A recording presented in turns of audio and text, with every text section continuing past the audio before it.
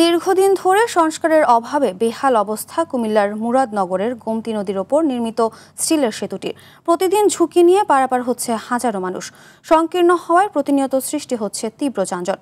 স্থানীয়দের অভিযোগ, দীর্ঘদিন ধরে সংস্কারের দাবি জানালেও কোনো কার্যকর পদক্ষেপ নেওয়া হয়নি। কুমিল্লার মুরাদনগর থেকে মোহাম্মদ আরিফ হোসেনের পাঠানো তথ্যচিত্রে আরও জানাচ্ছেন আবরার মাহি।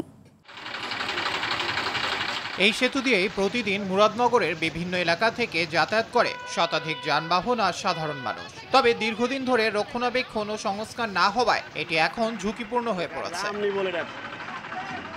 সেতুর লোহার পাত ও নাটবল্টু নড়বড়ে হওয়ার পাশাপাশি কোথাও কোথাও পাত খুলে তৈরি হয়েছে বড় গর্ত। এতে করে ভাঙাচোরা সেতুতে প্রায়ই ঘটছে দুর্ঘটনা, বিকল হচ্ছে যানবাহন। স্থানীয়দের অভিযোগ, সংস্কারের দাবি জানালেও এখনো কোনো কার্যকর পদক্ষেপ নেওয়া হয়নি। বর্তমানে যে সেতুটা আছে এটা যে কোনো সময় যে কোনো মুহূর্তেই একটা বড় ধরনের দুর্ঘটনা ঘটতে পারে।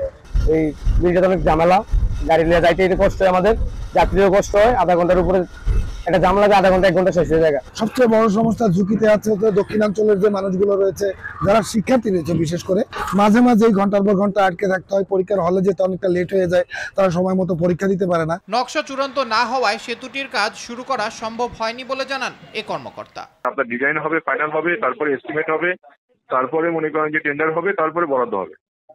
ব্রিজের ডিজাইনের কাজ চলমান আছে।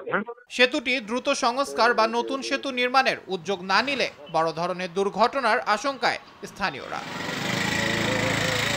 আবরার মাহি, RTV।